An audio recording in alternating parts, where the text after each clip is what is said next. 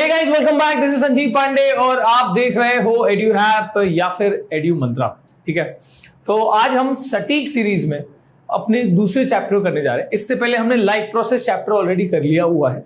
अगर आपने नहीं देखा है तो जाके चेक कर लो, और अगर देख लिया है तो भाई साहब शुरू करते हैं टेक्स्ट बुक का एनसीईआरटी का पहला chapter, chemical reactions and equations. One shot में हम करेंगे, ठीक है, and explanations obviously to the point होंगी, बट जो भी एडिशनल चीजें जहां पर मुझे लगेंगी आई विल डेफिनेटली ऐड। ठीक है, तो बेसिकली आप जब रिवाइज कर रहे होगे या फिर जब आप एग्जाम के लिए प्रिपेयर कर रहे होगे तो ये आपके लिए परफेक्ट मटेरियल बने। ठीक है, ये उम्मीद करूंगा।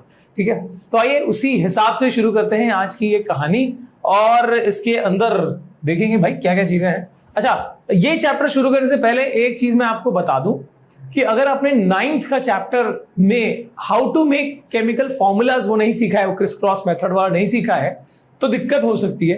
तो आपको जब कंपाउंड का नाम दिया जाए तो you should be able to make that formula.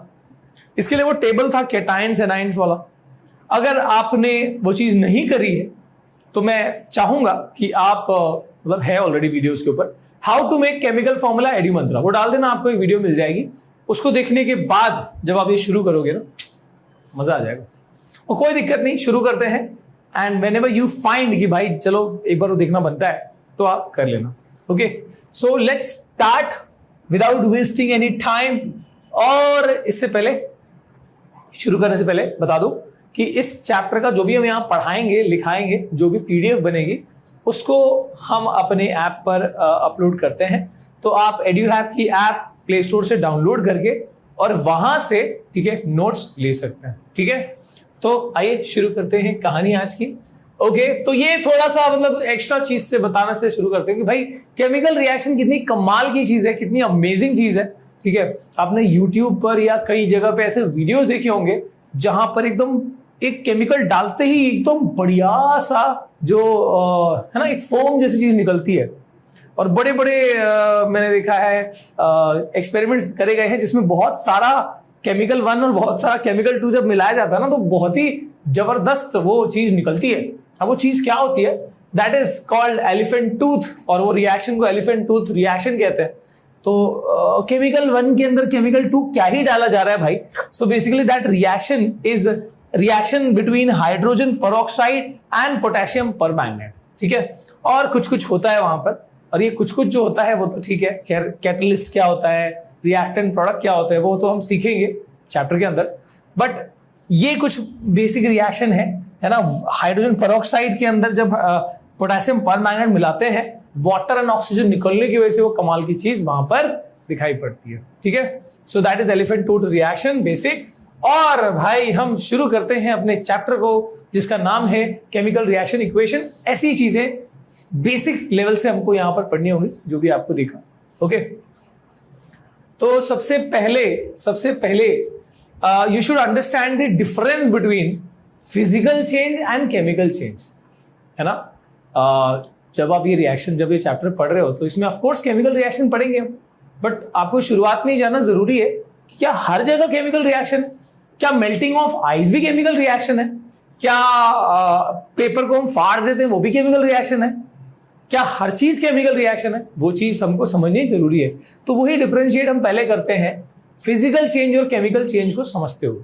ठीक है, so physical change will be of course, ये ऐसा बदलाव, ऐसा चेंज होगा जहां पर किसी रिएक्शन का कोई ताल्लुक नहीं है, कोई केमिकल रिएक्शन नहीं है, ऐसे चेंज को हम फिजिकल चेंज कहेंगे।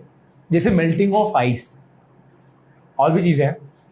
और जहां पर आपस में केमिकल से इंटरैक्ट करके कुछ नई चीजें बना रहे हैं, कुछ रिएक्शन हो रहा है, that will be chemical change. तो आइए शुरू करते हैं। बेसिकली सबसे बेसिक टर्म से, physical change do not involve any chemical reaction. Simple है, ठीक है। सो एग्जांपल्स ऑफ फिजिकल चेंज भाई साहब देख लो। ये मेल्टिंग ऑफ वैक्स है ना, ये जब जलाया जा रहा है तो ये जो वैक्स मेल्ट हो रहा है ना, मेल्टिंग ऑफ वैक्स, बाकी जो भी ध्यान मत दो, ये फिजिकल चेंज है। सॉलिड वैक्स था, मेल्ट होके वो लिक्विड वैक्स बना। लेकिन जब मैं ऊपर की आग जलने के प्रोसेस को बताऊंगा तो भाई वो केमिकल हो जाएगा। तो अभी फिलहाल हम मेल्टिंग ऑफ वैक्स को ही कॉन्सेंट्रेट कर रहे हैं। ठीक है, ये ध्यान रखना, ऊपर वाला कंबस्शन इज अ केमिकल, सिर्फ मेल्टिंग ऑफ वैक्स की बात करी गई। अगेन इसके बाद चॉपिंग ऑफ वेजिटेबल, जो हम वेजिटेबल को कट कर रहे हैं या पेपर को फाड़ रहे हैं, उस प्रोसेस में कोई रिएक्शन इन्वॉल्व नहीं है, so that is a physical change, ठीक है। या फिर बॉइलिंग ऑफ वाटर, पानी बॉईल हो रहा है ना, H2O है लिक्विड फॉर्म में, H2O है गैस फॉर्म में, इतना ही हो रहा है, राइट। इसके बाद स्पॉन्ज एब्जॉर्बिंग वाटर है ना, स्पंज है और वो पानी एब्जॉर्ब कर रहा है, तो that is also physical change, इसमें कोई रिएक्शन इन्वॉल्व तो है नहीं, है ना। So these are examples of your physical change. और आ जाओ अब देखते हैं केमिकल चेंज के बारे में। सो केमिकल चेंज ऑफ कोर्स वो चेंज है जिसमें रिएक्शंस इन्वॉल्व है, केमिकल रिएक्शंस इन्वॉल्व है ना। केमिकल रिएक्शन की डेफिनेशन आगे देखेंगे हम वैसे, पर बेसिक तो आपको पता ही है, ठीक है। Examples of chemical change, fermentation of grapes, तुमने सुना होगा कि अंगूर से वाइन बनाई जाती है, ग्रेप वाइन, है ना। तो कैसे बनाया जाता है, तो भाई इसमें कुछ तो यार, कुछ तो फर्मेंट करते हैं, उसमें फिर कुछ अल्कोहल फॉर्म होता है, बैक्टीरियल या कुछ माइक्रोब्स का या माइक्रो ऑर्गेनिज्म का कुछ तो एक्टिविटी होता है, फर्मेंटेशन होता है, अल्कोहल फॉर्म होता है, तो सारा कुछ क्या है, that is of course chemical reaction involve है, ओके। जब हम बात करते हैं रेस्पिरेशन, तुम बोलोगे सर ये तो फिजिकल चेंज है, ये तो भाई ब्रीथिंग है। वंस अगेन हमने लाइफ प्रोसेस अगर पढ़ा है तो वी नो दैट ये ब्रीथिंग है। हम रेस्पिरेशन जब कह रहे हैं तो ये वो प्रोसेस है जो आपने खाना खाया, वो सेल्स तक वो न्यूट्रिएंट्स पहुंचने के बाद उस न्यूट्रिएंट का हुआ क्या, तो उस न्यूट्रिएंट को ब्रेक करके ऑक्सीजन की प्रेजेंस में उसको ब्रेक किया जाता है और जिससे एनर्जी डिराइव की जाती है। ऐसे पूरे प्रोसेस को हम रेस्पिरेशन बोलते हैं।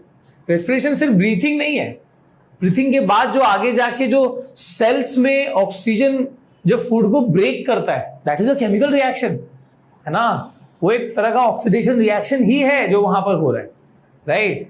तो देखो बेसिकली ये वो रिएक्शन, ग्लूकोज को ऑक्सीजन ब्रेक करता है और कार्बन डाइऑक्साइड, वाटर और एनर्जी यहां प्रोड्यूस होती है। Energy in the form of adenosine triphosphate, the energy currency of our body, right.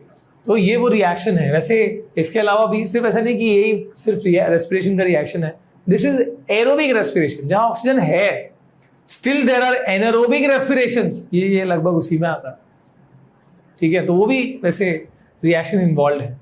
इसके बाद बात करते हैं बर्निंग ऑफ पेपर। आग जब जल रही, मैंने बताया था बर्निंग जो है उसमें क्या होता है, वो ऑक्सीजन से रिएक्ट कर रहा होता है। जैसे हम पेपर को बर्न कर रहे हैं तो वो जो भी केमिकल है वो क्या हो रहा है, असल में ऑक्सीजन से रिएक्ट कर रहा है और वो पूरा बर्निंग प्रोसेस हो रहा है ना। जैसे C+O2 कार्बन है तो carbon plus oxygen giving carbon dioxide, that is a reaction going on, ठीक है। फ्रूट्स का पकना, कोई भी फल जो है वो पेड़ पर पके या जमीन जब उसको तोड़ दिया है और उसमें कुछ तो हम रख रहे हैं वहां भी पक रहा है, तो जो राइपनिंग ऑफ फ्रूट है that is example of the chemical process. Curdling of milk, दूध जब जम रहा है, दही बन रहा है, वहां भी एक रिएक्शन हो रहा है, ठीक है। Photosynthesis again a chemical process. तो जहां भी रिएक्शन इन्वॉल्व है बच्चा, that is called chemical process, ठीक है। आगे अब देखो अब ये चीज है ना, मतलब दुनिया भर की चीजें हैं। देखो यहाँ पर वो एलिफेंट फूड जैसी चीज देख रहे हो, उसके बाद यहाँ भी कोई रिएक्शन हो रहा है, you can see colour change होना, है ना, कहीं पर फ्यूम निकलना, आग जलना, एक्सोथर्मिक रिएक्शंस। देखो यहाँ पर ओहो क्या बात है। तो दुनिया भर के टाइप के रिएक्शंस जो है वो होते हैं। कहीं पर कलर चेंज होता है, कहीं पर हीट प्रोड्यूस होती है, कहीं पर एंडोथर्मिक हीट करना पड़ता है, कहीं पर गैस इवॉल्व होता है, ठीक है। There are many things happening, right. कहीं पर रिएक्शन जो है वो लाइट की प्रेजेंस में हो रहा है, कहीं पर इलेक्ट्रिसिटी की प्रेजेंस में हो रहा है।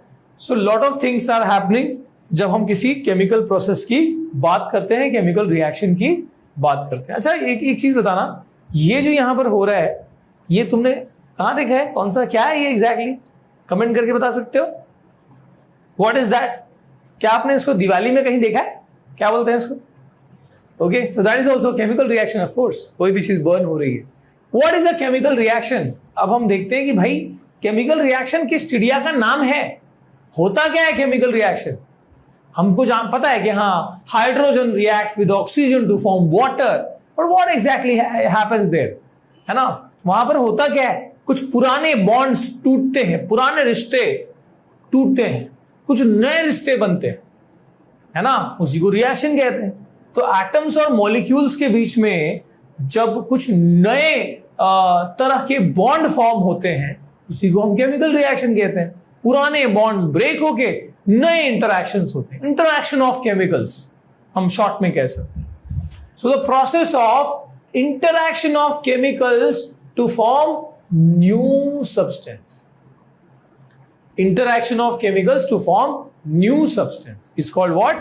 Chemical reaction। ठीक है, एग्जाम्पल देख सकते हो, hydrogen reacts with oxygen to form water.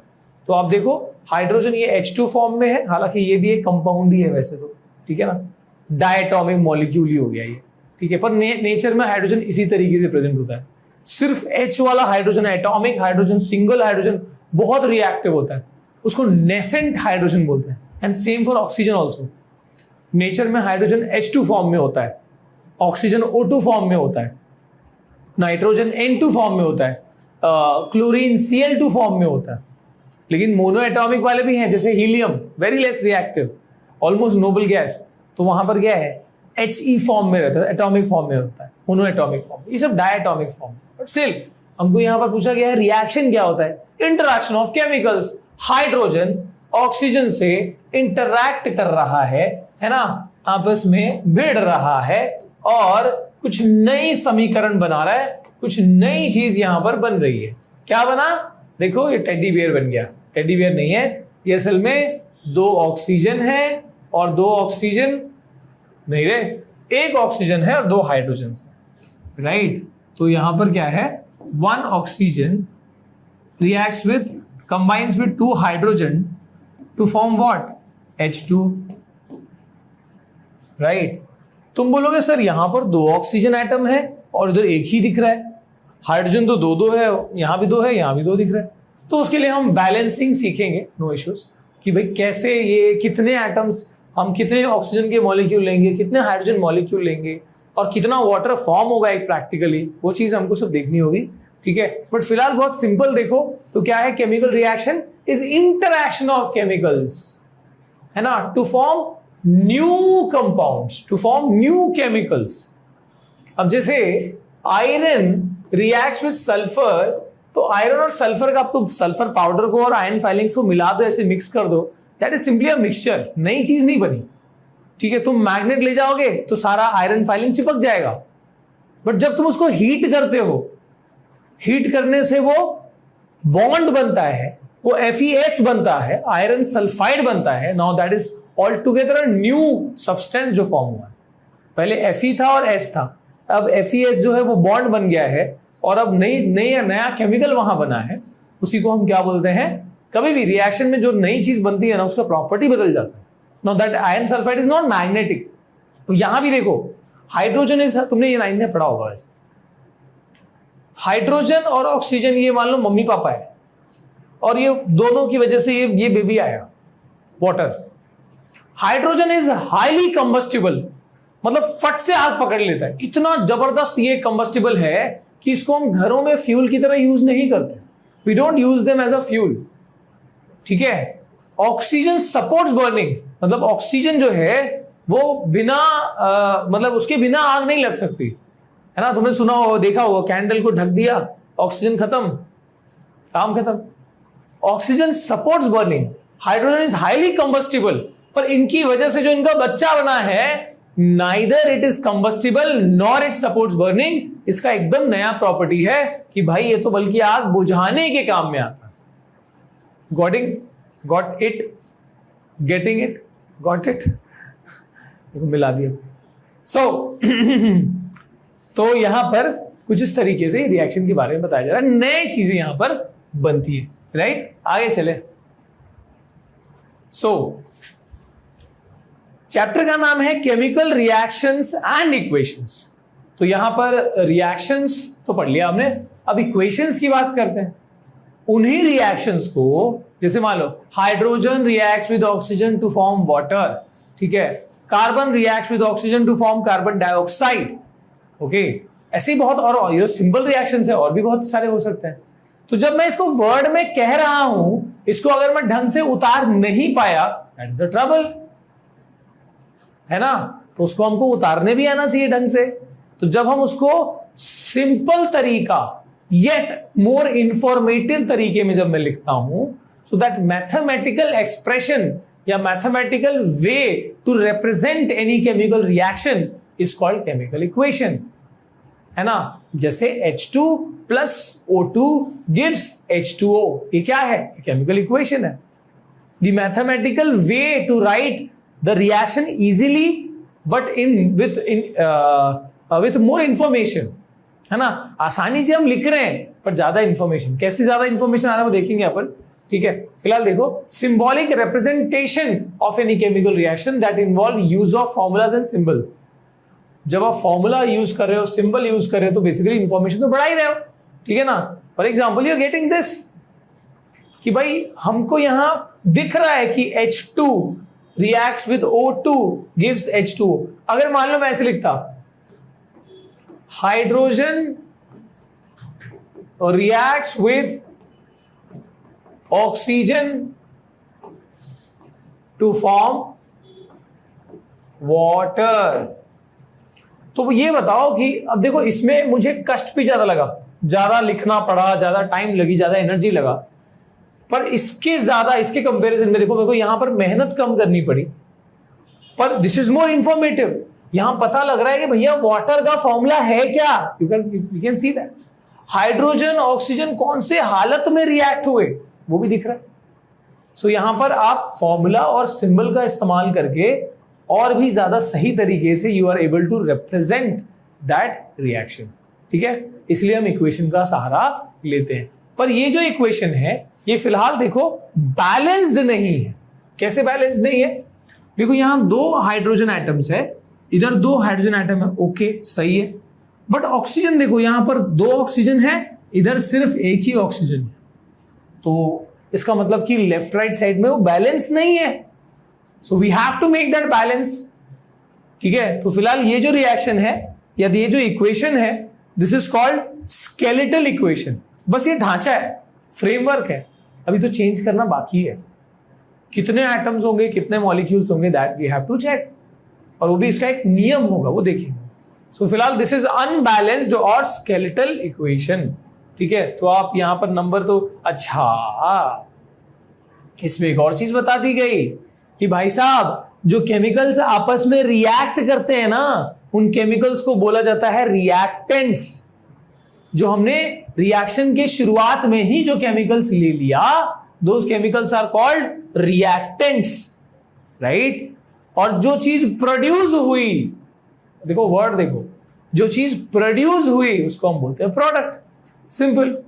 So reaction करने के लिए जो केमिकल लिया वो रिएक्टेंट, जो फाइनली बनी है, नई चीज बनी है, दैट इज प्रोडक्ट, ओके। इसके बाद a chemical equation having an equal number of atoms on both the sides of equation are called balance chemical equation. पर फिलहाल जो यहां पर इक्वेशन दिख रहा है वो बैलेंस नहीं है, दिस इज अनबैलेंस इक्वेशन। यहां पर क्या कहा जा रहा है, बैलेंस के लिए क्या होना चाहिए, दोनों साइड में जो भी एलिमेंट्स मौजूद हैं उनका नंबर ऑफ एटम्स जो है वो मैच करना है हमको, और ऐसा अगर हम कर पाए तो उसको हम बोलेंगे बैलेंस केमिकल इक्वेशन। उसके भी कुछ नियम है जो आगे हम देखेंगे बैलेंसिंग करने के लिए। इस चैप्टर का सबसे अहम हिस्सा है वो बैलेंसिंग वाला पार्ट, ओके। आ जाओ, अब यहां पर हम बात करते हैं मोर कंडीशंस ऑफ अ रिएक्शन। जैसे हमने बताया कि लेफ्ट साइड में हम रिएक्टेंट लिखते हैं, मान लो यहां पर रिएक्टेंट 1 हुआ, हमने एक दूसरा रिएक्टेंट लिया, ठीक है, जो चीज बनी है वो प्रोडक्ट है। तो for example when I am writing this, suppose R1 plus या फिर A plus B gives C plus D, तो ये क्या है, ये रिएक्टेंट्स है ऑफ कोर्स, और जो चीज बनी है वो क्या है, दे आर प्रोडक्ट्स। अच्छा, ऐसे कोई जरूरी नहीं है कि 2 ही रिएक्टेंट्स हो सकते हैं, 3, 4, 5, 1 भी हो सकता है। ऐसे ही प्रोडक्ट भी 1 से लेके 2, 3, 4, 5 कितने भी हो सकते हैं, कोई कंपल्सन नहीं है।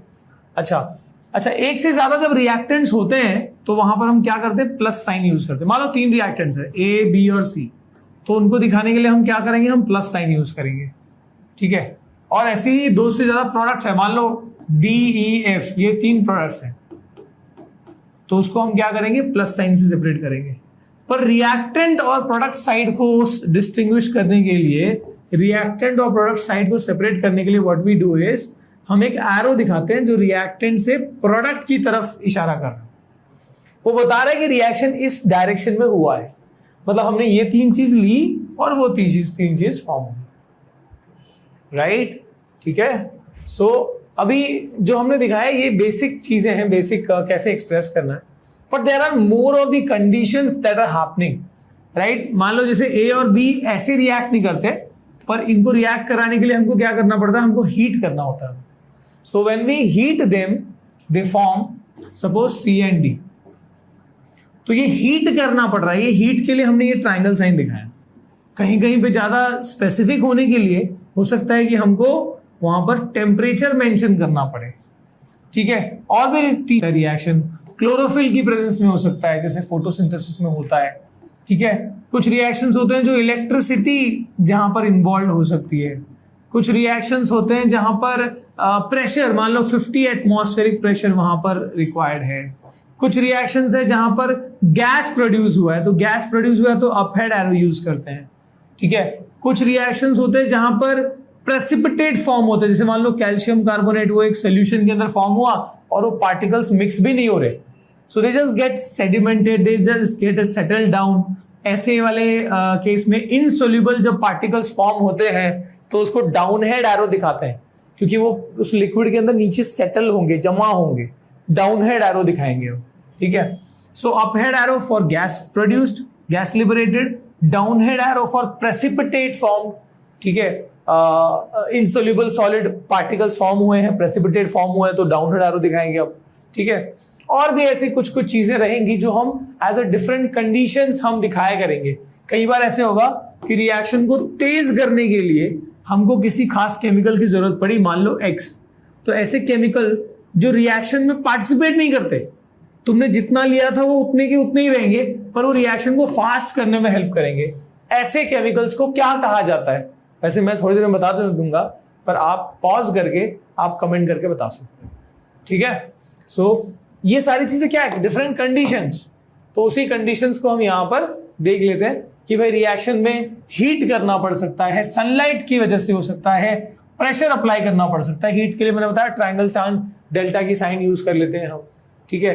जैसे सनलाइट की प्रेजेंस में ये रिएक्शन होता है, टेक्स्ट बुक में आपको दिया हुआ है सिल्वर ब्रोमाइड, ये वो रिएक्शन है जो फोटोग्राफी में, ब्लैक एंड व्हाइट फोटोग्राफी में इस्तेमाल होता था, ठीक है, जिसमें सिल्वर ब्रोमाइड, वो जो नेगेटिव फिल्म आती थी, नेगेटिव, और उससे फोटो बनते थे पहले, तो कोडैक का आता था ना, तो उसमें रील होती थी वो, तो बेसिकली वो क्या होता था, लाइट जैसे हम क्लिक करते थे, लाइट फ्लैश आ जाती थी और वो रिफ्लेक्ट होगी, जब आएगी उस हिसाब से वहां पर इमेज छप जाता था। तो जो नेगेटिव होता था वो है ना, नेगेटिव वाली रील जो होती थी, ठीक है, that used to contain this silver bromide, और लाइट की प्रेजेंस में उसमें ये डिकम्पोजिशन रिएक्शन होता था। व्हाट इज डिकम्पोजिशन सर, देखेंगे आगे। फिलहाल देखो सनलाइट यहां पर यूज हुआ है। गैस लिबरेशन भी होता था, जैसे ये रिएक्शन देख लो, कैल्शियम कार्बोनेट को जब हम हीट करते हैं, इनफैक्ट यहां पर ऑक्सीजन की नीड नहीं होती, तो इसको मैं हटा ही देता हूं। When we heat calcium carbonate, right, directly सिर्फ हीट करना है, और उस हीट के 1000 डिग्री सेल्सियस पे कैल्शियम ऑक्साइड और कार्बन डाइऑक्साइड वहां पर प्रोड्यूस होता है, CO2 देखो गैस लिबरेट हुआ है, वो भी दिखाया है, okay.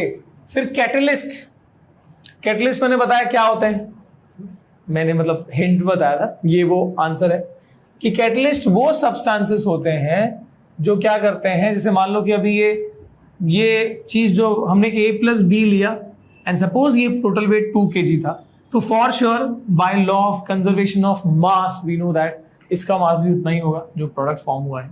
So mass of reactant is always equal to mass of product, ठीक है। और मान लो ये रिएक्शन होने में 1 घंटा लगा है, सपोज इस रिएक्शन को पूरा होने में 1 घंटा लगा है। अब जब मैं यहां पर X यूज कर रहा हूं, X एक केमिकल है, मान लो एक केमिकल कोई भी एक, मान लो कोई मेटल है, और जो यहां पर इस पर्टिकुलर रिएक्शन में अपना बहुत ही जबरदस्त कमाल दिखा पाता है, तो इसका यहां पर खूबी क्या है, हो सकता है कि कितना कहीं बकवास केमिकल हो, कुछ भी हो, पर इधर पे ये मान लो मैंने सिर्फ 2 ग्राम लिया या 3 ग्राम लिया, पर what I am able to see is कि एक्स ने अपने बस वहां होने भर से, अपने मौजूदगी से, ठीक है, वो रिएक्शन जो 1 घंटे में हो रहा था उसको 20 मिनट में पूरा कर दिया। तो ऐसे केमिकल को हम क्या बोलते हैं? ऐसे केमिकल को हम कैटलिस्ट बोलते हैं। Can you define catalyst? Any substance that increases the speed of reaction without itself being consumed. कोई भी ऐसा सब्सटेंस जो रिएक्शन के स्पीड को बढ़ा दे बिना वहां पर यूज हुए। मैंने कहा ना कि अगर तुमने 3 ग्राम ये यूज किया था, रिएक्शन पूरा होने के बाद इसको वापस 3 ग्राम तो एज इट इज तुम ऑब्टेन कर लोगे, ठीक है। तो ये क्या करता होगा? ये ना एक्चुअली सरफेस प्रोवाइड करता है to reaction, to increase the speed of reaction, to increase the rate of reaction. जो 1 घंटे में हो रहा था वो रिएक्शन 20 मिनट में करा दिया। कमाल है भाई, आधे घंटे में भी कराता तब भी हम इसको कैटलिस्ट ही बोलते हैं, ठीक है। अच्छा, इसके अपोजिट केमिकल भी होता है जो रिएक्शन की स्पीड को कम करता है। उनको क्या कहते हैं? अगर आपको थोड़ा आइडिया हो तो नीचे कमेंट करके जरूर बताइए, देखते हैं कि भाई किसका आंसर यहां पर सही होता है, ठीक है। सो फिलहाल याद रखना, this is very important. What a catalyst? Any substance that increases the rate of reaction without itself being consume. बिना कंज्यूम हुए रिएक्शन की स्पीड को बढ़ा देता है, ठीक है। अब देखते हैं प्रेसिपिटेट फॉर्म्ड। जैसा मैंने बताया कि अब जैसे ये रिएक्शन है, लीड नाइट्रेट एक्वस फॉर्म में, एक्वस मतलब डिसॉल्व्ड इन वाटर वाले फॉर्म में है, ठीक है, रिएक्टिंग विद सोडियम आयोडाइड, ठीक है, एक्वस फॉर्म में। It is forming lead iodide plus sodium nitrate. अब ये जो लीड आयोडाइड है यहां पर, this is acting as a precipitate. ये सॉलिड फॉर्म में तो है, पर उस एक्वस फॉर्म में ये डिसॉल्व नहीं हो रहा, ये पार्टिकल की फॉर्म में। तो what you will see is कि सॉल्यूशन के अंदर ना ये पार्टिकल वहां पर नीचे धीरे धीरे सेटल होंगे। तो पार्टिकल ये इनसोल्यूबल सॉलिड पार्टिकल्स है। So what are precipitate? Precipitate nothing but insoluble solid particles form in the reaction, ठीक है। और इसलिए इसको ऐसे भी दिखाते हैं या फिर डाउन हेड एरो से भी इसको दिखाते हैं। PbI2 दिखाया जाएगा ऐसे डाउन हेड एरो, देखो जैसे गैस के लिए ऊपर दिखाते हैं, यहां पर लोअर, ठीक है। सिर्फ पीपीटी भी लिख सकते हो, ठीक है। Precipitate are the insoluble salts या इनसोल्यूबल सॉलिड पार्टिकल्स फॉर्म। इसके बाद फिजिकल स्टेट्स भी रिएक्शन के दिखाए जाते हैं। जैसे हमने देखा यहां पर एक्वस, तो कितने फिजिकल स्टेट होते हैं? सो वी हैव सॉलिड के लिए S दिखाते हैं, लिक्विड के लिए L दिखाते हैं, गैस के लिए G दिखाते हैं, और पानी में डिसॉल्व है तो एक्वस के लिए AQ दिखाते हैं। एक्वस सॉल्यूशन मतलब डिसॉल्व इन वाटर।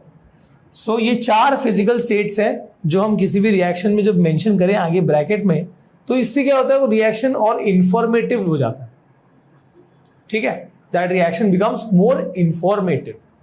ऑलराइट, आगे चलते हैं। अब बात करते हैं 4 टाइप के रिएक्शन। अब ये 4 टाइप के रिएक्शन मतलब क्या सर, सिर्फ 4 ही टाइप के रिएक्शंस है क्या? बेसिकली हम रिएक्टिंग पैटर्न के ऊपर बेस बताएंगे कि भाई कितने रिएक्टेंट्स हैं, कैसे रिएक्ट कर रहे हैं वो, उनका पैटर्न क्या है। So based on the reacting pattern 4 type के रिएक्शंस है। पहला है कॉम्बिनेशन रिएक्शन।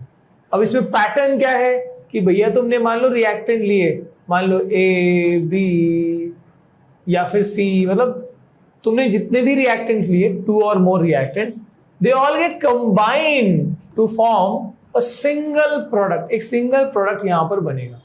ये सब के सब क्या हो गए? कंबाइन हो गए। याद रखना यहां पर एक खूबी क्या होगी कि हमेशा सिंगल प्रोडक्ट होगा, ओनली 1 प्रोडक्ट, एक से ज्यादा प्रोडक्ट नहीं होगा। सो बेसिकली वो जितने भी तुम यहां पर reactant low, they get combined and hence that is called combination reaction. देखेंगे आगे वैसे आप। और डिकम्पोजिशन एकदम अपोजिट है, कॉम्बिनेशन का एकदम अपोजिट है ये डिकम्पोजिशन रिएक्शन। मतलब इसमें क्या होता है, एक सिंगल रिएक्टेंट होगा and it will be decomposing itself, है ना, इनटू 2 और मोर प्रोडक्ट। यहां पे क्या होता है, ये डिकम्पोज, ब्रेक डाउन हो जाता है, ठीक है, 2 और मोर प्रोडक्ट में। तो इसको हम क्या बोलते हैं? Decomposition reaction. ठीक है। एक होता है displacement reaction. Now what is displacement reaction? इसका मतलब है कि जैसे मान लो A प्लस BC, अब ये मान लो एक ही केमिकल है, दिस इज वन केमिकल, तो अगर A जो है वो B से ज्यादा रिएक्टिव है तो वो क्या करेगा, B को उस जगह से हटा देगा और वो C के साथ अटैच हो जाएगा। मतलब उसने B को क्या कर दिया, डिस्प्लेस कर दिया, अलग कर दिया, राइट। तो जब आपका बाहर वाला एलिमेंट या एटम ग्रुप के अंदर के एटम से ज्यादा रिएक्टिव है तो ये उसको क्या कर देता है, उसको एलिमिनेट कर देता है। इसका हम एग्जांपल देखेंगे जब मेटल्स को हम कंपेयर करेंगे आगे, so there it will come. और एक होता है डबल डिस्प्लेसमेंट। डबल डिस्प्लेसमेंट में क्या होता है कि भाई किसी के साथ बेईमानी नहीं होती है, ये दोनों ही एक दूसरे को डिस्प्लेस करते हैं। मान लो अगर यहां पर A ने C की जगह ले ली तो C बोलेगा ठीक है भैया मैं आपकी जगह आ जाता हूं, तो देखेगा म्यूचुअल एक्सचेंज।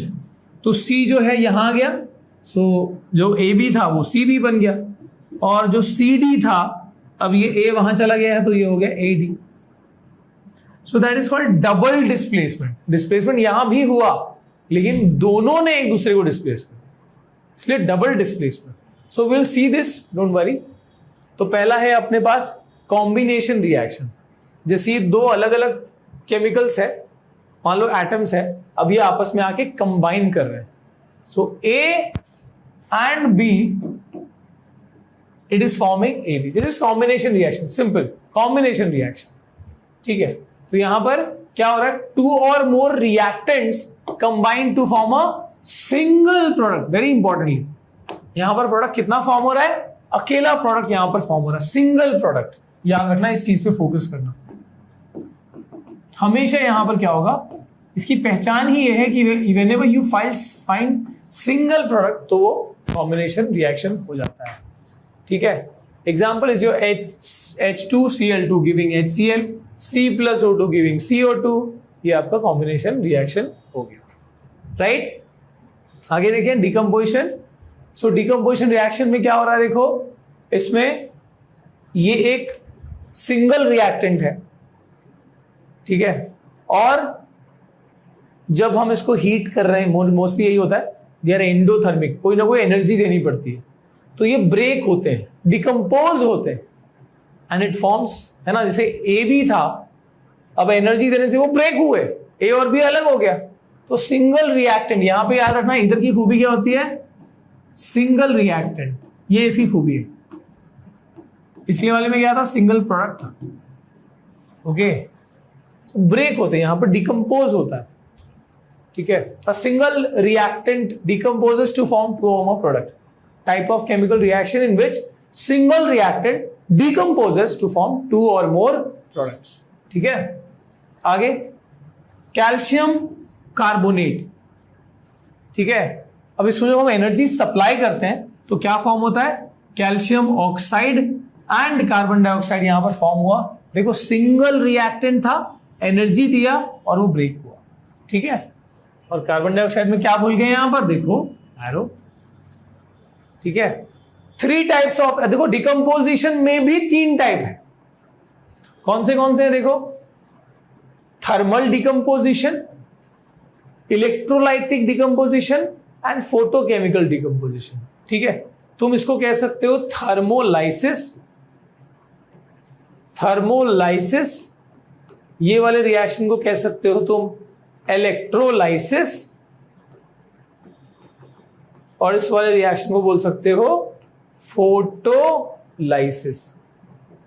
सर ये लाइसिस क्या है, लाइसिस का मतलब है डिकम्पोज, ब्रेक डाउन, ठीक है, या डिकम्पोज। तो यानी जब हम किसी केमिकल को ब्रेक करते हैं यूजिंग थर्म यानी हीट, तो उसको हम बोलेंगे थर्मोलाइसिस। और जब केमिकल को ब्रेक कर रहे हो इलेक्ट्रिसिटी को यूज करके, दैट इज कॉल्ड इलेक्ट्रोलाइसिस। और जब हम केमिकल्स को ब्रेक कर रहे हैं यूजिंग लाइट, तो हम उसको बोलते हैं फोटोलाइसिस। जैसे आज हमने एक रिएक्शन देखा था, तुम बताना, अभी बताना, कौन सा रिएक्शन था जिसमें मैंने बताया था कि वो ब्लैक एंड व्हाइट फोटोग्राफी में इन्वॉल्व है, लाइट पड़ते ही जो ब्रेक हो जाता है, व्हाट इज दैट केमिकल बताना, ठीक है। सो दैट इज फोटोलाइसिस, ठीक है। वैसे हम आ जाएंगे, डोंट वरी, एग्जांपल्स में देखते देखते। So we come at this point जहां पर हम देख पा रहे हैं यहां पर क्या हुआ, देखो। So this was one chemical, ये पूरा एक कंपाउंड था, राइट। एंड सपोज ये जो है दिस इज सपोज बी, मान लो ये बी है, ठीक है, और ये सी है, this is C and this is A. तो ये बी और सी आपस में कंपाउंड बना के बैठे हुए हैं, देखो ये कंपाउंड बना के बैठे हैं। अब क्योंकि ए जो है वो बी से ज्यादा रिएक्टिव है, तो क्या उसको वो हटा के और उसकी जगह पर नहीं जा सकता क्या? देखो उसने उसको हटा दिया, देख लो वापस, since it was more reactive, और इसने उसको अलग कर दिया। देखो आपस में नए कंपाउंड यहां पर फॉर्म हो गए, राइट। तो ये क्या है? Displacement, where a more reactive chemical, a more reactive element displaces a less reactive element. ऐसा रिएक्शन जिसमें एक ज्यादा रिएक्टिव केमिकल एक कम रिएक्टिव केमिकल की जगह ले लेता है, उसको हटा के, इसको हम बोलते हैं डिस्प्लेसमेंट रिएक्शन। जैसे zinc, since it is more reactive than copper, तो जिंक जो है कॉपर को हटा देगा, जिंक सल्फेट और कॉपर यहां फॉर्म हो गया। तो इसमें तो सिंपल याद रखो कि आपको कम से कम ये पता होना चाहिए कि zinc more reactive than iron, more reactive than copper, ठीक है, और इससे भी ज्यादा रिएक्टिव है एल्यूमिनियम। तो आप ये कम से कम इतनी रिएक्टिविटी सीरीज याद रखो मेटल्स की, आगे तो मेटल नॉन मेटल चैप्टर में पूरा पढ़ेंगे, तो कम से कम इतना तो ये याद होना ही चाहिए, ठीक है, कि जब भी बाहर, अगर मान लो मैं अगर कहता हूं iron plus CuSO4, still that reaction will happen because iron is more reactive than copper. पर अगर कैसे गलती से भी ऐसा आ गया कॉपर प्लस FeSO4, ठीक है, गिव्स व्हाट, तो यहां पर क्या लिखोगे भैया? कोई रिएक्शन नहीं होगा, नो रिएक्शन। क्यों नो रिएक्शन? बिकॉज बाहर का केमिकल जो है इज मोर रिएक्टिव देन अंदर का chemical, so this reaction will not happen. Reaction होने के लिए क्या होना चाहिए? अंदर का chemical should be more reactive than, sorry, जो बाहर का केमिकल है वो अंदर के केमिकल से ज्यादा रिएक्टिव होना चाहिए, right. Coming to double displacement reaction, जैसा कि मैंने बताया, म्यूचुअल एक्सचेंज ऑफ आयंस हो गया।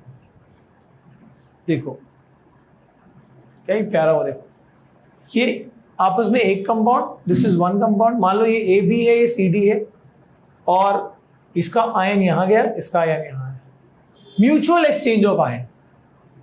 जस्ट सी दिस, ये होगा, एग्जैक्टली यही होगा, ठीक है। So AB plus CD gives AD plus CB, okay. A और C ने अपनी जगह, mutual exchange of ion take place. The type of chemical, ऐसे मत लिखना, the type of chemical reaction in which mutual exchange, आपस में एक्सचेंज हुआ आयंस का, इसको हम बोलते हैं double displacement reaction. Just see this, sodium ने H को हटा के उसकी जगह ली, H ने सोडियम की जगह पे गया, तो H सोडियम की जगह गया तो HOH बन गया, HOH इज H2O। सोडियम यहां आया, Cl के साथ NaCl बना लिया, mutual exchange of ion take place, right. तो हमने क्या क्या पढ़ा बेटा? क्या क्या पढ़ा अभी हमने? जो टाइप्स ऑफ रिएक्शन में कॉम्बिनेशन, जहां पर 2 और more reactant combine to form a single product. Decomposition, जहां पर single reactant decomposes to form 2 और मोर प्रोडक्ट्स, ठीक है। Displacement, a more reactive chemical displaces a less reactive chemical from its compound. Double displacement is mutual exchange of ions take place, is double displacement, right? Types of reaction, अब energy flow के हिसाब से है ना, energy अंदर भेज रहे हैं हम, हीट कर रहे हैं कि हीट बन रहा है। अगर हीट करना पड़ रहा है सप्लाई करनी पड़ रही है तो एंडोथर्मिक, हीट अगर प्रोड्यूस हो रहा है रिएक्शन में तो एक्सोथर्मिक। ठीक है, अच्छा एंडो एक्सो का मैं पहले तो एक ही पूछ दूंगा कि भाई जब हम एक कोई चीज को जला रहे होते हैं तो वो एंडोथर्मिक होता है कि एक्सोथर्मिक होता है? किसी चीज को बर्न कर रहे हैं, माचिस जला दिया, इज इट एंडोथर्मिक और एक्सोथर्मिक? कमेंट करके बताना, this is something which is interesting. So endothermic reaction and the second one is exothermic reaction. What are endothermic reactions? The reactions in which energy is supplied, heat हमने supply कर दिया, उसको कर दिया heat, तो endothermic. Endo मतलब अंदर जा रहा है, हीट को अंदर भेजना, एंडोथर्मिक।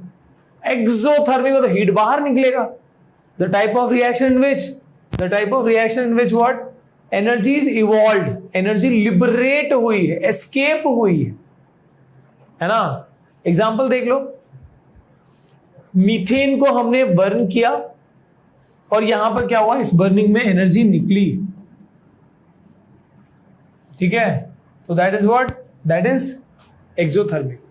ऐसे ही रेस्पिरेशन में हमने बताया कि फूड को ब्रेक करके हम एनर्जी ऑब्टेन करते हैं, एक्सोथर्मिक। एंडोथर्मिक में आया, देखो कैल्शियम कार्बोनेट को हमने हीट किया, कैल्शियम ऑक्साइड और कार्बन डाइऑक्साइड बना, राइट, तो ये हीट करना पड़ा। फोटोसिंथेसिस रिएक्शन भी क्या होता है, इसमें कार्बन डाइऑक्साइड, वाटर, है ना, यही सब से फूड तैयार होता है, C6H12O6। पर ये सब बनने के लिए क्या चाहिए होता है, सनलाइट की जरूरत होती है। So this is endothermic, heat energy जो है सप्लाई करना पड़ता है। सिर्फ हीट नहीं, energy is needed to be supplied. Energy light भी हो सकती है, साउंड भी हो सकती है, मेनली लाइट, इलेक्ट्रिसिटी और हीट के फॉर्म में होता है, राइट। पहला वाला हीट का है और दूसरा वाला जो है वो, अच्छा यहां पर एक और चीज फॉर्म होती है ना, ऑक्सीजन, राइट। तो यहां पर एनर्जी सप्लाई करनी पड़ रही है तो एंडोथर्मिक, एनर्जी प्रोड्यूस हो रही है तो एक्सोथर्मिक। आगे देखते हैं। सो डिकम्पोजिशन रिएक्शंस में जो हमने एंडोथर्मिक बोला, एंडोथर्मिक, सो डिकम्पोज केमिकल को ब्रेक करने के लिए अक्सर हमको एनर्जी लगती है। I mean you can not break chemical without any energy. Chemicals को तोड़ना है, you require to supply energy. यानी याद रखना कि एंडोथर्मिक और डिकम्पोजिशन इसका बहुत गहरा ताल्लुक है। Always you need to break the chemical, हमको एनर्जी सप्लाई करनी पड़े। अब वो एनर्जी चाहे लाइट के फॉर्म में करो, इलेक्ट्रिसिटी के फॉर्म में करो या हीट के फॉर्म में। तो तीन टाइप्स हो गए, थर्मोलाइसिस, फोटोलाइसिस, इलेक्ट्रोलाइसिस, राइट। यहां पर देखो केमिकल ब्रेक हुआ है ना, यहां पर ये ब्रेक हुआ। सो ब्रेकडाउन जो है इसमें हमेशा तीन टाइप, मतलब हम तीन टाइप पढ़ेंगे मेजरली। हीट सप्लाई किया, लाइट सप्लाई किया या इलेक्ट्रिसिटी सप्लाई किया। सो थर्मोलाइसिस इज, है ना, थर्मो का मतलब हीट है, लाइसिस का मतलब क्या है, ब्रेकडाउन। सो एग्जांपल देख लो यहां पर, CaCO3 हीट किया, केमिकल ब्रेक हुआ। फोटोलाइसिस इज व्हाट, फोटो का मतलब है लाइट और लाइसिस मतलब ब्रेकडाउन। तो breakdown of chemical using light is photolysis. Example याद रखो, हमने AgBr का किया था, ये AgCl का है, ज्यादा फर्क नहीं है। इलेक्ट्रोलाइसिस इज, जैसे वाटर का ब्रेकडाउन हम इलेक्ट्रिसिटी से कर सकते हैं। So breakdown of chemical using electricity, है ना, इलेक्ट्रो यानी इलेक्ट्रिसिटी और लाइसिस का मतलब ब्रेकडाउन। सही है। So okay, so electrolysis of water का देखो यहां पिक्चर भी दिखा दिया गया। इसके बाद आते हैं और रेडॉक्स रिएक्शन।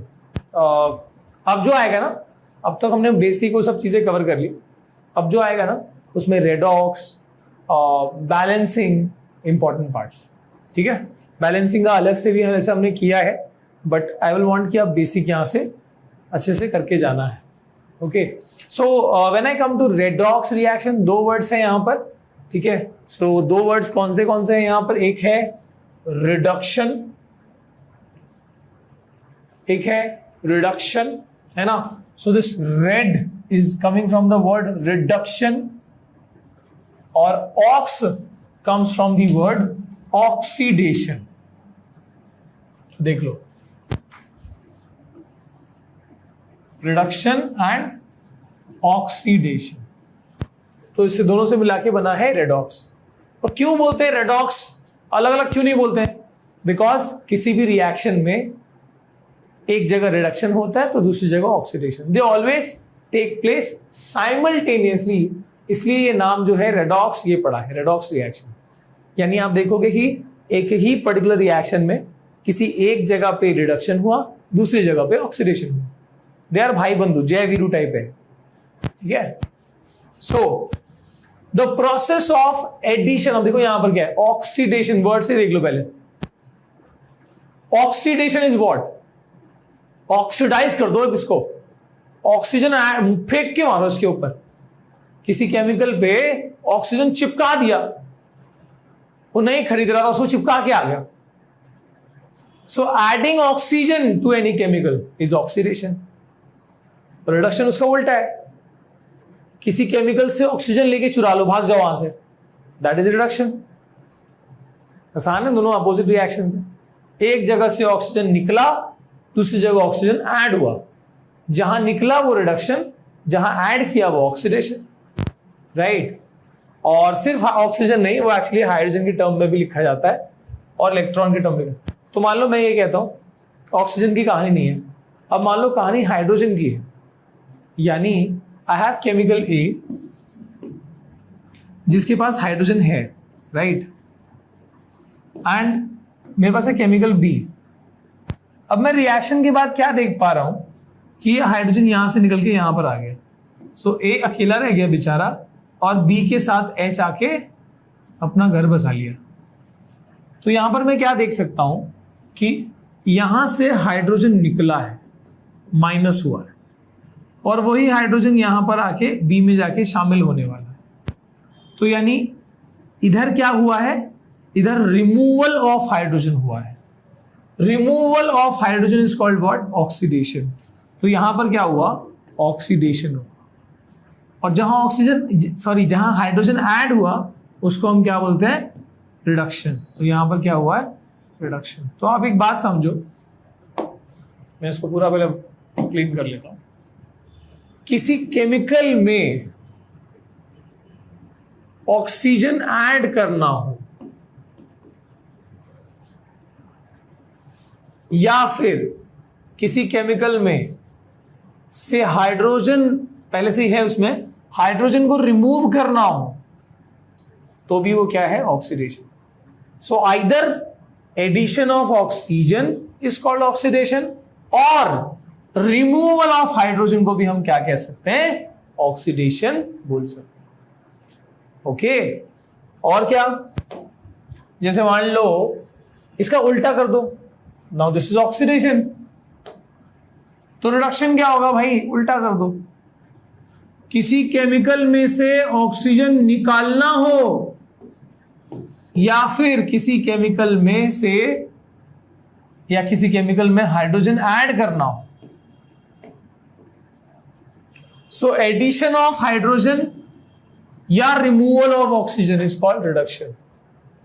और इसका उल्टा, एडिशन ऑफ ऑक्सीजन या फिर removal of hydrogen is called oxidation. और सिर्फ हाइड्रोजन नहीं, जो ट्रीटमेंट आप हाइड्रोजन पे दे रहे हो, सेम ट्रीटमेंट आपको किसे रखना है, आपको रखना है फॉर इलेक्ट्रॉन ऑल्सो। यानी क्या, यानी देखो मैं ऐसे बोलूंगा, आप the process of addition of oxygen to some chemical या फिर the process of removal of hydrogen from some chemical या the process of removal of electron from the chemical. Electron का तो एक्सचेंज होता ही है लगभग सब रिएक्शन, है ना, एक केमिकल से इलेक्ट्रॉन निकला दूसरे में गया।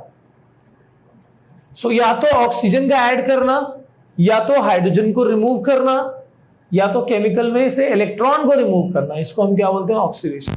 और एकदम उल्टा क्या हो जाएगा, किसी केमिकल में से ऑक्सीजन निकालना हो या किसी केमिकल में हाइड्रोजन ऐड करना हो या किसी केमिकल में ऑक्सीजन ऐड करना हो, इसको हम क्या बोलते हैं, we call it as reduction. Sorry, hydrogen को ऐड करना हो या फिर इलेक्ट्रॉन को ऐड करना हो, इज कॉल्ड रिडक्शन। सो देख लो एकदम अपोजिट है। The process of addition of oxygen, removal of hydrogen और electron is oxidation. The process of, देखो उल्टा हो गया, रिमूवल ऑफ ऑक्सीजन, या फिर देखो वहां था रिमूवल ऑफ हाइड्रोजन, यहां पे क्या है, एडिशन ऑफ हाइड्रोजन और addition of electron is called reduction reaction.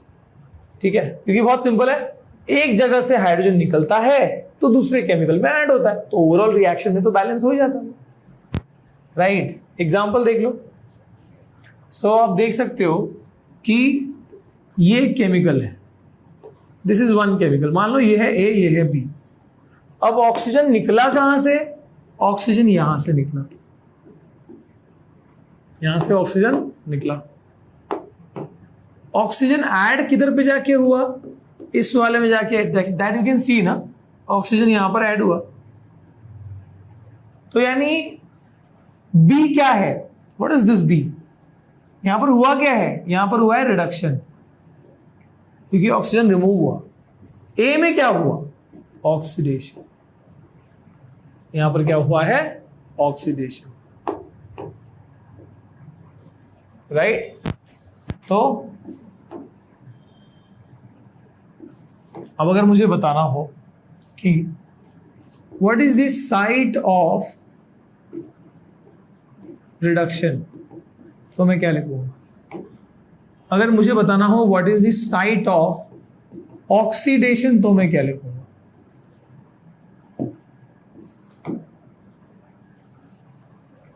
बताओ, रिडक्शन कहां पे हुआ, इस बी में, बी क्या है, O2 है, तो रिडक्शन हुआ है O2 में। ऐड कहां पे हुआ है, कॉपर में, ऑक्सीडेशन हुआ है कॉपर में। तो आपको वहां पे कुछ नहीं, जब भी आपका आंसर होगा ना, जो भी आपका आंसर है वो लेफ्ट साइड में रहेगा, ठीक है। यहां से ऑक्सीजन निकला और इधर ऐड हुआ, तो इधर निकला तो ये रिडक्शन, और जहां ऐड हुआ वहां ऑक्सीडेशन। अच्छा, एक और याद रखना, रेड्यूसिंग एंड ऑक्सीडाइजिंग एजेंट के बारे में, राइट। अब होता यह है कि यहां ऑक्सीडेशन हुआ, मान लो यहां पर ऑक्सीजन ऐड हुआ, पर क्या ये ऑक्सीडेशन हो पाता, ध्यान से सवाल समझना है, क्या ये ऑक्सीडेशन हो पाता अगर ये ऑक्सीजन यहां होता ही नहीं, ये चीज यहां होती ही नहीं। इस चीज को मैंने बी नाम दिया है। अगर बी यहां नहीं होता तो क्या ये ऑक्सीडेशन हो पाता, नहीं, ऑफ कोर्स नहीं। सो यानी मैं ये कह सकता हूं क्या कि बी ने ही यहां ऑक्सीडेशन किया है, यस। तो क्या मैं बोल सकता हूं कि P is the oxidising agent, क्या बोल दिया सर, यस, बिल्कुल सही, कि ऑक्सीडेशन करने वाला सामने बैठा है, भले वो दिख जा रहा है पर हुआ सामने की वजह से। So this B has done that oxidation. तो जहां ऑक्सीडेशन हुआ है ना, वहां खड़े होकर सामने वाले को देखो, वही ऑक्सीडाइजिंग एजेंट है। ऐसे ही हम भले देख पा रहे हैं कि भैया रिडक्शन तो यहां हुआ है, बड़ा प्यार से हुआ है रिडक्शन, पर ये ऑक्सीजन यहां से निकल के यहां जाता क्या अगर ये Cu नहीं होता। सो फॉर श्योर यहां पर हुआ है रिडक्शन, पर इस रिडक्शन का जिम्मेदार कौन है, ए या Cu। So that is the reducing agent. याद रखो, तुमको जहां भी देखना है उसके सामने जाके देखो। मतलब मेरे को यहां दिख रहा है कि रिडक्शन यहां हुआ है, पर मैं यहां खड़े होकर ओटे पे जब देखता हूं तो रिडक्शन रेड्यूसिंग एजेंट दिखाई देता है मेरे को। रिडक्शन के सामने वाला रिड्यूसिंग एजेंट है और ऑक्सीडेशन के सामने वाला ऑक्सीडाइजिंग एजेंट है। So I can say that reducing agent कौन है, ऑक्सीडाइजिंग एजेंट कौन, इधर पे रिडक्शन यहां हुआ तो रिड्यूसिंग एजेंट हुआ कॉपर, ऑक्सीडेशन यहां हुआ तो ऑक्सीडाइजिंग हुआ oxygen. Can I define reducing agent or oxidizing agent? Yes. The chemical which reduces other chemicals, वो केमिकल जो दूसरे को, देखो यहां पर वो केमिकल, इसको रेड्यूसिंग एजेंट क्यों बोल रहे हैं हम, इसने दूसरे को रिडक्शन कराया। So the chemical which reduces other chemical, पर इसके खुद में क्या हुआ है, oxidation. So the chemical which reduces other chemical but itself get oxidized, उसको हम क्या बोलते हैं, रेड्यूसिंग एजेंट। ऐसे ही जो केमिकल जिसमें खुद में रिडक्शन हुआ है पर उसने सामने वाले में ऑक्सीडेशन कराया है। So why am I calling this as oxidising agent? ऐसा केमिकल जो सामने वाले को ऑक्सीडाइज करे पर खुद उसमें रिडक्शन हो। ये हमेशा ऐसे ही होगा। जो दूसरों को ज्ञान बांटता है उसके खुद में अंधकार भी रहता है। ठीक है, just compare that, just for comparison. ठीक है, होता है यार जिंदगी में। ओके, सो ये याद होगा, समझ में आ गया कि जहां पर रिडक्शन है उसके सामने वाला रिड्यूसिंग एजेंट है, जहां ऑक्सीडेशन है उसके सामने वाला ऑक्सीडाइजिंग एजेंट। ओके, अब यहां पर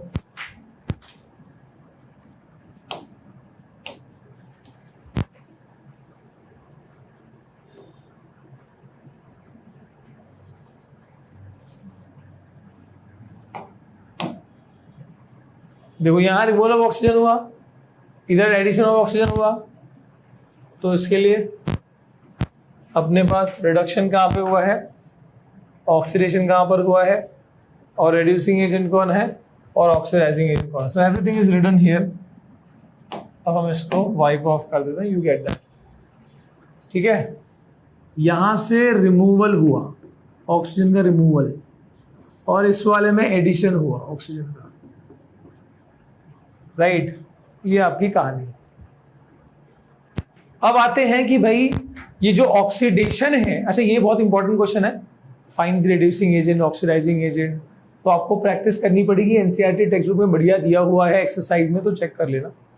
अब आते हैं real life application of some oxidation process. ठीक है, अच्छा प्रेसिपिटेशन वाला, हाँ मैंने बता दिया। Okay okay okay, almost now done. अब हम दो कॉमन जो कॉमनली हुए ऐसे ऑक्सीडेशन प्रोसेस है उसकी हम बात करेंगे।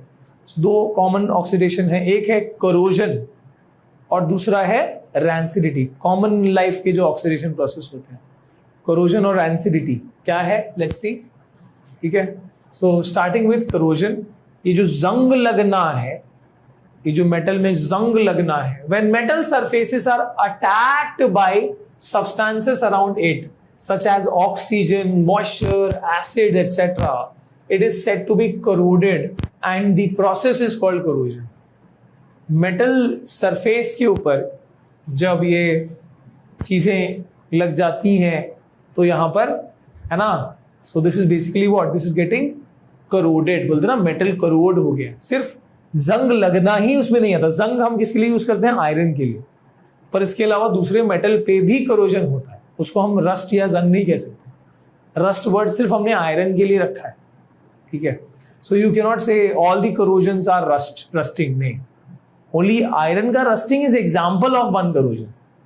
समझो, सो मेटल के सरफेसेस जो इतने अट्रैक्टिव होते हैं, इतने स्ट्रांग होते हैं, वो करोजन की वजह से खराब और कमजोर हो सकते हैं। It is undesirable since it reduces the strength and also the appearance look, it's not, है ना, स्ट्रेंथ भी कमजोर कर रहा है और अपीयरेंस भी खराब कर रहा है। ठीक है, प्रिवेंशन फ्रॉम करोजन, तो हम पेंटिंग करते हैं, चीजों को पेंट करते हैं, हम ग्रीसिंग करते हैं, हम ऑयलिंग करते हैं। ठीक है, हम गैल्वेनाइजेशन प्रोसेस होता है। देयर आर वेरियस प्रोसेस जिससे हम मेटल के ऊपर करोजन होने से उसको बचाते हैं। अब इसके भी एग्जांपल्स हो सकते हैं। ओके ओके सर, ओके ठीक है, आई कैन अंडरस्टैंड। इसके एग्जांपल्स हो सकते हैं, जैसे करोजन प्रिवेंट कैसे कर सकते हो पता है, पर हमने अभी ये चीज एक और देखनी है कि करोजन में भी क्या क्या हो सकता है। जैसे मैंने बताया आयरन के ऊपर वो रेडिश कलर का वो जंग लग गया। ठीक है, so what is that, iron के ऊपर मॉइस्चर और ऑक्सीजन ने अटैक किया। मॉइस्चर यानी वही वाटर ही है, तो ये हाइड्रेटेड आयरन ऑक्साइड ही क्या है, ये वो तुम्हारा करोजन वाला है ना, वो बेसिकली जो हो रहा है जंग, वो आयरन ऑक्साइड ही है with some moisture also, moisture content. अच्छा एक और बात याद रखना, बिना मॉइस्चर के देखो जंग लगने में सिर्फ अगर मान लो तुमने मेटल, मान लो ये आयरन लिया, इस रूम में सिर्फ ऑक्सीजन है, मॉइस्चर नहीं है, तब भी करोजन नहीं होगा। और इस रूम में मान लो ऑक्सीजन एकदम हटा दिया, सिर्फ मॉइस्चर है, तब भी ये करोजन नहीं होगा। तो जंग लगने के लिए, रस्टिंग के लिए ये दोनों चीजें होनी चाहिए एक साथ। कौन सी, ऑक्सीजन भी और मॉइस्चर भी।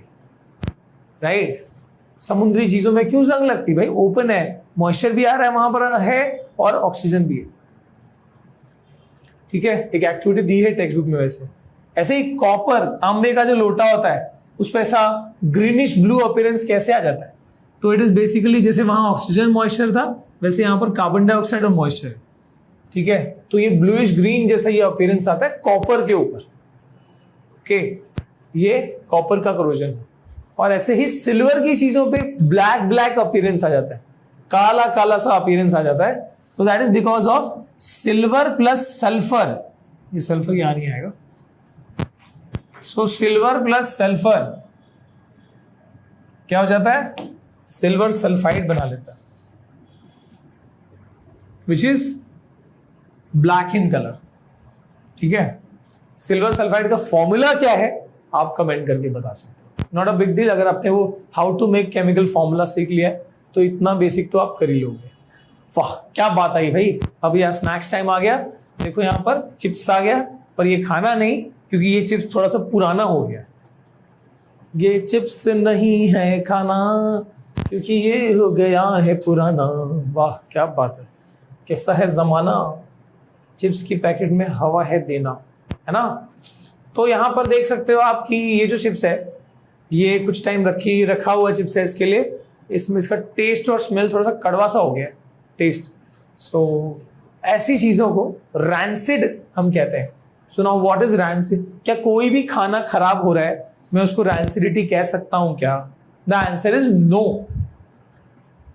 जो भी ऑयल और ऐसी कोई चीजें जो ऑयल बेस्ड है, जैसे चिप्स हो गया, जैसे ग्राउंडनट हो गया, कोई भी चीज जिसमें ऑयल एज अ बेस, जब वो खराब होगा तो उसमें वो कड़वापन आएगा।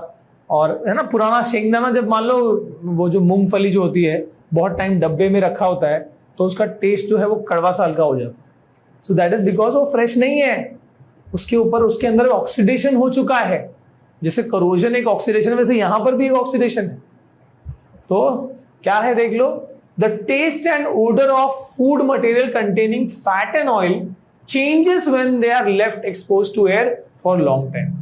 जब ज्यादा समय तक ऑयल फैट वाली जो बेस वाली फूड होती है उसका टेस्ट और स्मेल बिगड़ सकता है, उसको ज्यादा टाइम तक एक्सपोज रखा, ठीक है। It is caused due to oxidation of fat and oil present in the food material. तो बेसिकली इसका कोर रीजन तो ऑक्सीडेशन ही है। तो भाई अगर ऑक्सीडेशन हो रहा है तो या तो उस डब फूड को एयरटाइट रखो या तो फिर कोई ऐसा एंटीऑक्सीडेंट गैस में भर करके रखो। जैसे चिप्स की जो पैकेट्स आती है उसमें एक अलग सी हवा भरी होती है। What is that? It is the nitrogen which acts as antioxidant, जो ऑक्सीडेशन होने से रोकता है। सो प्रिवेंशन कैसे करें इसका? By adding antioxidant to the food material. Antioxidant ये नहीं है, antioxidant is the gas which is, ये एंटीऑक्सीडेंट हमारी बॉडी के लिए एंटीऑक्सीडेंट सैलेड वाली चीज, ठीक है। Storing food in air container, air tight container में उसको फूड को स्टोर करना, है ना, ये सील लॉक वाली चीजों में। और देखो यहाँ पर, so you can see that using antioxidants, है ना। गैस कौन सा है? देखो नाइट्रोजन से फ्लश किया गया है। फ्लश मतलब उसके अंदर नाइट्रोजन भरा हुआ है, ओके। उसके अलावा डीप फ्रीजिंग भी काफी टाइम तक हेल्प कर देती है। डीप फ्रीजिंग से भी रैंसिडिटी कुछ हद तक प्रिवेंट होती है, ठीक है। अब यहाँ पर देखो सोप मेकिंग प्रोसेस जो है, सेपोनिफिकेशन जो रिएक्शन है, ये आपको केमिकल जो आपका कार्बन वाला चैप्टर है वहां पे भी देखने को मिल जाएगा। So that is also reaction which is happening. और ये देखो कुछ सोप का बेसिक मॉलिक्यूल यहाँ पे है, जस्ट फॉर इंफॉर्मेशन, ये हम आगे वहां पढ़ेंगे। सो नो पॉइंट, अभी हम यहाँ पर ज्यादा उसको नहीं देखेंगे, but that is also involving a chemical reaction. आ रहा है मजा? सो ऑलमोस्ट अब भाई साहब क्या हो गया ना कि we are done with the chapter, लेकिन बैलेंसिंग जो है उसके बिना ये चैप्टर 50% ही है, ठीक है। तो बैलेंसिंग वाला पार्ट आपको ध्यान से समझना है कि बैलेंस करना है किसी इक्वेशन को, कि लेफ्ट और राइट साइड में जो भी एलिमेंट्स हैं उनका नंबर हमको, एटॉमिक नंबर हमको सेम करना है। तो जैसे यहाँ पर अभी देखो हाइड्रोजन है, फ्लोरीन है, HF हाइड्रोजन फ्लोराइड है, बट देख सकते हो इधर 2 है, लेफ्ट साइड में हाइड्रोजन 2 है और राइट साइड में हाइड्रोजन 1 है। फ्लोरीन यहाँ पर लेफ्ट साइड में 2 है और राइट साइड में 1 है। सो अब ये तो भाई बहुत आसान लग रहा है। अब चेंज कैसे करना है, बैलेंसिंग करनी कैसे है, आपको याद रखना you can not do anything like ऐसे यहाँ पे 2 यहाँ 2 लिख दिया सर हो गया ना, ये नहीं कर सकते। You can not change the formula, you can not do this गड़बड़ एनीथिंग, ठीक है। तो अब क्या करना होगा, जो भी चेंजेस करने हैं तुमको नंबर ऑफ एटम में कर सकते हो। तो आप हर एक के स्टार्ट में नंबर डाल सकते हो, ठीक है, जिससे नंबर ऑफ एटम और नंबर ऑफ मॉलिक्यूल में चेंज आ सकते हो, ठीक है। तो इस देखो ऑलरेडी नहीं है तो by default that number is 1, it's not 0, it's 1। तो अगर आपको चेंज करना भी है तो आपको वो या तो 2 या तो 3 या तो 4 ऐसे पूरे नंबर लेने पड़ेंगे। 1.7, 2.9, 1/3 ऐसे नहीं चलेगा। तो आइदर 2, 3, 4। तो अब देखो यहाँ बहुत आसान दिख रहा है यार, ये तो बड़ा आसान है कि ये 2 है इधर 1 है, ये 2 है इधर 1 है, तो आई राइट 2 हियर। तो जैसे ही मैं 2 लिख देता हूं भाई अपना काम हो जाता है, राइट। जैसे मैं इस वाले में 2 लिख देता हूं अपना काम हो गया।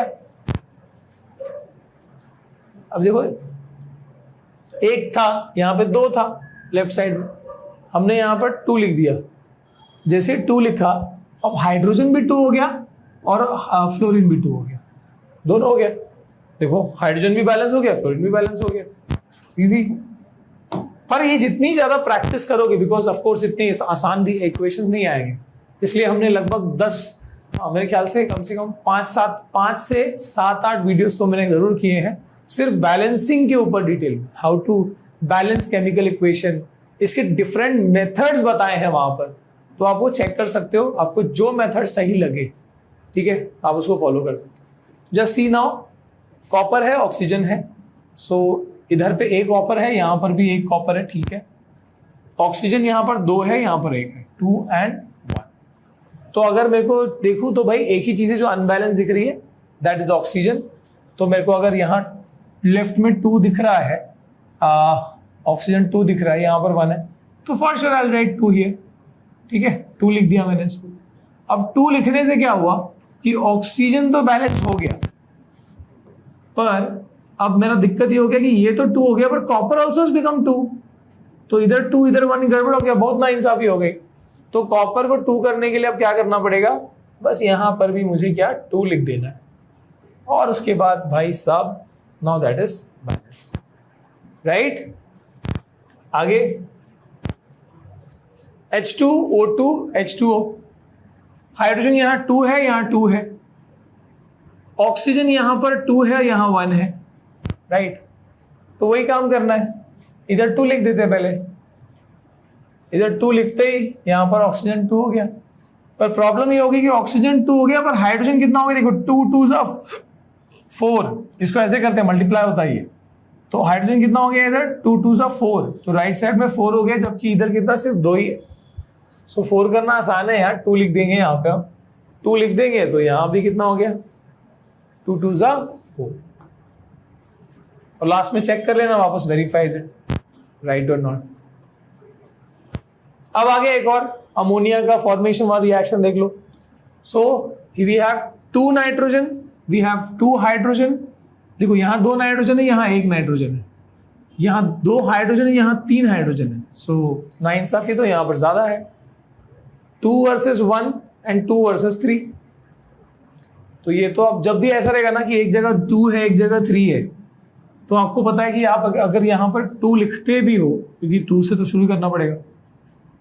सो यहाँ पर कितना हो गया, 3 2 6, तो इधर 6 हाइड्रोजन हो जाएगा। फिर यहाँ पर भी हमको क्या करना पड़ेगा, 6 के लिए कुछ ना कुछ तो करना ही पड़ेगा, राइट। पहले देख लो, जैसे मैंने 2 लिख दिया, सो हाइड्रोजन हैज बिकम 2 3 6 हो गया हाइड्रोजन, और नाइट्रोजन कितना हो गया, 2 हो गया।